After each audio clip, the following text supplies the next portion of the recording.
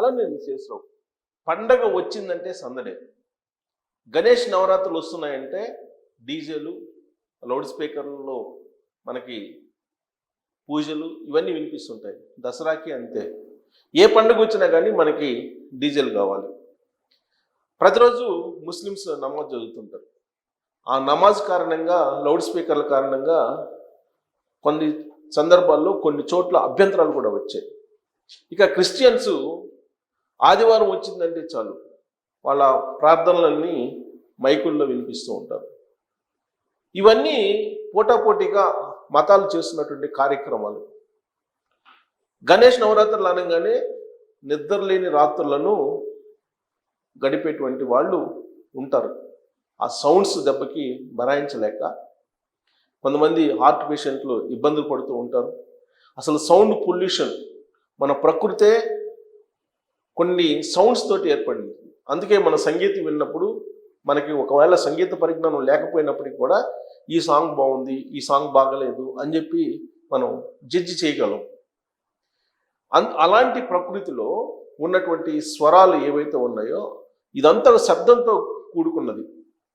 ఈ శబ్దంతో కూడుకున్నటువంటి ఈ ప్రకృతిలో డీజేలతోటి సౌండ్ పొల్యూషన్ చేస్తూ ఉన్నారు. ఒక డీజేలే కాదు, ఆల్రెడీ ముస్లిమ్స్ నమాజ్ చేసుకునేటప్పుడు లౌడ్ స్పీకర్లు పెట్టకూడదని చెప్పి ఉత్తరప్రదేశ్ లాంటి రాష్ట్రాల్లో కొన్ని చోట్ల నిషేధం కూడా విధించాయి. సౌండ్ పొల్యూషన్ ఏ మతం వాళ్ళు చేసినా అది పొల్యూషనే. మరి ఇప్పుడు ఈ గణేష్ నవరాత్రుల సందర్భంగా అసలు సౌండ్ పొల్యూషన్ ఎంత ఉంది, దాని కారణంగా వచ్చేటువంటి దుష్పరిణామాలు ఏంటి అనే దాని మీద ప్రత్యేకంగా మీడియా అవగాహన కల్పించడానికి ప్రయత్నం కూడా చేస్తూ ఉంది. ఒక డీజేలు పెద్ద ఎత్తున లౌడ్ స్పీకర్లలో వినిపించినంత మాత్రాన భక్తి ఉన్నట్టు కాదు. కానీ డీజేలు పెట్టుకొని డ్యాన్సులు వేస్తూ పెద్దగా లౌడ్ స్పీకర్లు పెట్టుకొని వెళ్ళడం అనేది అది ఒక సాంప్రదాయంగా లేదంటే ఒక ఆనవాయితీగా మారింది. కానీ అలా చేయాల్సిన అవసరం లేదని చెప్పి ఆధ్యాత్మికవేత్తలు, పండితులు కూడా చెప్తూ ఉన్నారు. అలా చేసినందువల్ల కలిగేటువంటి నష్టాలు ఏంటి, సౌండ్ పొల్యూషన్ ఎఫెక్ట్ ఏంటి అనేది నేను మీకు చూపిస్తాను. ఆల్రెడీ మీడియా అవగాహన కల్పించే ప్రయత్నం చేస్తుంది. మట్టి వినాయకులు వాడమని, మట్టి వినాయకులు వాడటం వల్ల చాలామంది ఇప్పుడు అవగాహన పొందారు, చైతన్యం పొందారు, మట్టి వినాయకుల్ని వాడుతూ ఉన్నారు గతంలో మాదిరి కాకుండా. అలాగే ఇప్పుడు డీజేలు ఉపయోగించడంలో కూడా అవగాహన పెంచుకోవాలి. డీజేలని ఉపయోగించుకోవటం ఎంతవరకు ఉపయోగించుకోవాలి, సౌండ్ పొల్యూషన్ ఎలా తగ్గించుకోవాలి అనేది కూడా అవగాహన పెంచుకోవాలి. సో సౌండ్ పొల్యూషన్ కారణంగా ఎలాంటి దుష్పరిణామాలు ఉంటుంది అనేది ఒక ఆర్టికల్ నేను మీకు చూపిస్తాను. సో మితిమీరినటువంటి డీజే శబ్దాలతో ప్రాణాలకే ముప్పు, బ్రెయిన్ స్ట్రోక్, శాశ్వత వినికిడి లోపాలు తలెత్తే ప్రమాదం. డీజేలు పోటాపోటీగా లౌడ్ స్పీకర్లు పెట్టి డీజేలు వినిపిస్తూ ఉంటారు. వాటి కారణంగా ఏమవుతుంది, బ్రెయిన్ స్ట్రోక్ వస్తుంది కొంతమందికి శాశ్వత వినికిడి లోపం తలెత్తే ప్రమాదం ఉంది. మరి ఇలాంటి ప్రమాదం ఉన్నప్పుడు మనం డీజేల్ని ఎంతవరకు ఉపయోగించాలి అనేది ఆలోచించాలి ఎవరికి వాళ్ళే. పెళ్లి, ఇతర శుభకార్యాలు, నిమజ్జనాలు, జాతరలు, అంతిమయాత్రలు ఇలా ప్రతి సందర్భంలో డీజేలు పెట్టడం సర్వసాధారణం అయింది. ఈ మితిమీరినటువంటి శబ్దాలు ప్రాణాలను హరిస్తున్నాయి. అప్పటి వరకు సంతోషంతో డ్యాన్స్ చేస్తున్న వారు ఉన్నటువంటి కుప్పగొలిపోతున్నారు. శబ్దాల హోరుకు వయసు మళ్ళిన వృద్ధులే కాదు, యువత సైతం బలవుతున్నారు. ఇటీవల కాలంలో జరిగినటువంటి సంఘటనలు ఆంధ్రప్రదేశ్లో చూస్తే కనుక గురువారం విజయనగరం బొబ్బాదిపేటలో వినాయక నిమజ్జనం సందర్భంగా డీజే సౌండ్ బాక్సుల ముందు నృత్యం చేస్తూ యువకుడు హరీష్ 22 సంవత్సరాలు మృతి చెందాడు.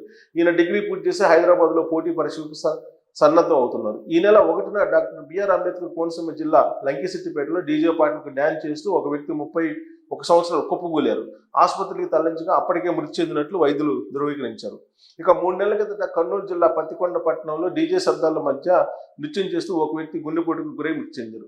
అధ్యయనంలో తేలిన అంశాలు ఏంటంటే డీజే శబ్దాల ప్రభావంపై జర్మనీలోని మెయిన్ యూనివర్సిటీ మెడికల్ సెంటర్ నిర్వాహకులు యువకుల నుంచి వృద్ధుల వరకు వయసుల వారీగా 15,000 మందిపై అధ్యయనం చేసి భారీ స్పీకర్లు, డీజే శబ్దాలు ఇలా ఏ సంగీతమైన ఓ నిర్దిష్ట పరిమితి దాటితే గుండె లయ మారుతున్నట్లు గుర్తించారు.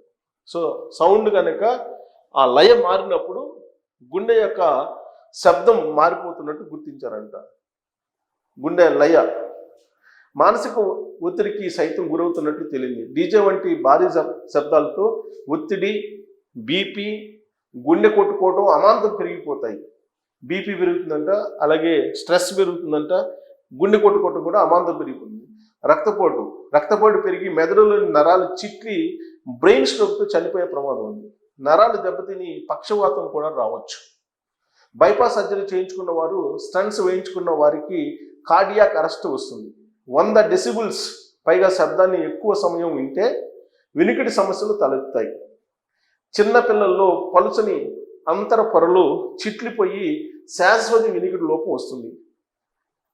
ఈ విషయాన్ని విశాఖ కేజీహెచ్ గుండె వ్యాధుల విభాగం విశ్రాంతి ఆచార్యులు డాక్టర్ జీవి రెడ్డి చెప్తున్నారు. ఇక గర్భంలో శిశువులకు సైతం డీజే శబ్దాలు గర్భిణులపై ప్రభావం చూపుతాయని ఎన్నో పరిశోధనలు చెప్తున్నాయి. శబ్ద కాలుష్యంతో అబార్షన్ అయ్యే అవకాశాలు ఎక్కువ. మనకు గుండె దడ వచ్చినట్లు గర్భంలో శిశువులకు వచ్చే అవకాశం ఉంది.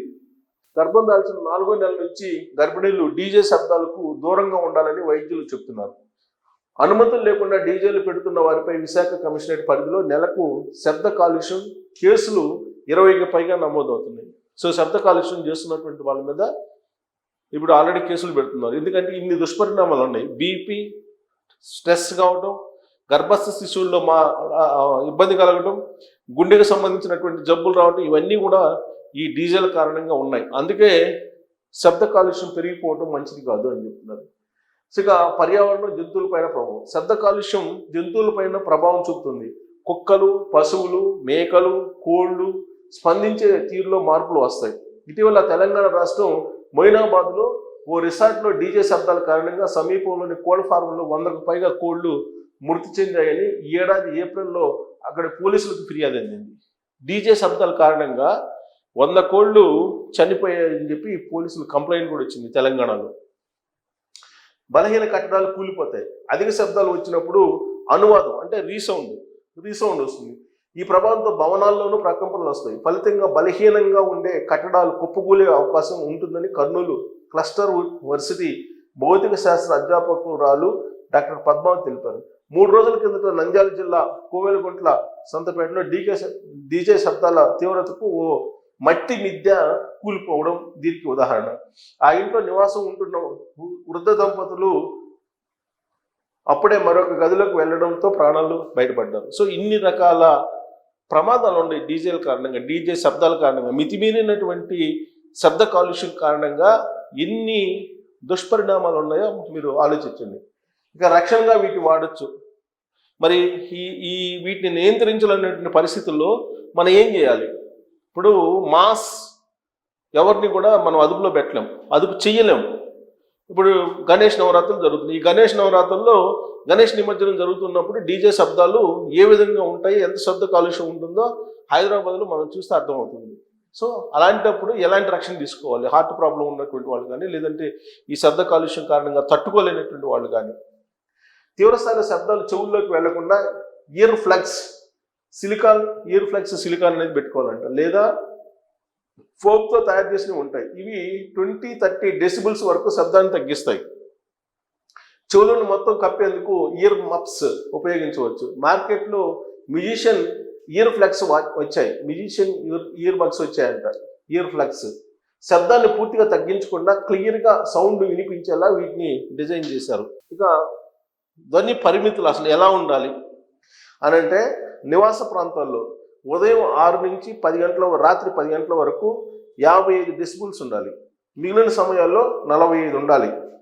ఉదయం 6 నుంచి రాత్రి వరకు వాణిజ్య ప్రాంతాల్లో 65 ఉండొచ్చు, 55 మిగిలిన సమయంలో ఉండొచ్చు. పారిశ్రామిక ప్రాంతాల్లో 75 ఉండొచ్చు, 70 మిగిలిన సమయంలో ఉండొచ్చు. నిశ్శబ్ద జోన్లు ఉదయం 50 ఉండొచ్చు, మిగిలిన సమయంలో 40 ఉండొచ్చు. ఇంతకన్నా మించితే ప్రమాదం. ఇప్పుడు హైదరాబాద్లో గణేష్ నవరాత్రుల సందర్భంగా ఇవి త్రిబుల్ అయ్యాయని చెప్పి చెబుతున్నారు. సో వాటిని తట్టుకోవాలి కదా. తట్టుకోలేని పరిస్థితుల్లో ఇప్పుడు మానవాళి ఉంది, అలాగే జంతువులు ఉన్నాయి, పక్షులు ఉన్నాయి, పర్యావరణంలో అనేక ఉంటాయి. పర్యావరణ సమతుల్యం కావాలంటే అనేక రకాల జీవులు ఉంటాయి. వాటన్నిటికీ శబ్ద కాలుష్యం అనేది ఒక పెద్ద ప్రమాదకరమైనటువంటి అంశం. గణేష్ నవరాత్రులు చేసుకోవచ్చు, కానీ ఆ శబ్ద కాలుష్యాన్ని తట్టుకోలేక చనిపోయేటువంటి వాళ్ళు, అలాగే గర్భంతో ఉన్నటువంటి మహిళలు, గర్భస్థ శిశువులు, పొట్టలో ఉన్నటువంటి శిశువులు ఎఫెక్ట్ అవుతారు. ఇవన్నీ కూడా చెప్తున్నారు. అందుకే గణేష్ నిమజ్జనం సందర్భంగా వీలున్నంత తక్కువగా డీజే సౌండ్స్ తోటి నిమజ్జనం చేస్తే అటు ప్రకృతికి సహకరించినటువంటి వాళ్ళు అవుతాం, సమాజానికి సహకరించినటువంటి వాళ్ళం అవుతాం, శబ్ద కాలుష్యాన్ని తగ్గించినటువంటి వాళ్ళం అవుతాం. కాబట్టి ఎవరికి వాళ్ళే దీని మీద నియంత్రణ పాటించాలి. ఈ గణేష్ నవరాత్రులు లేదా ఇతర పండుగలు పబ్బాలప్పుడు ఎవరిని నియంత్రించలేని పరిస్థితి. ఎవరికి వాళ్ళే తెలుసుకొని వీటిని వీలున్నంత వరకు తగ్గించుకునేటువంటి ప్రయత్నం చేయాలని చెప్పి మనం కోరుకుందాం. పర్యావరణాన్ని కాపాడుకుందాం, శబ్ద కాలుష్యాన్ని తగ్గిద్దాం. సో మీరు పాటిస్తారని అనుకుంటున్నాం. సో దీని మీద మీరు కూడా మీ అభిప్రాయాన్ని తెలియజేయచ్చు. Thank you.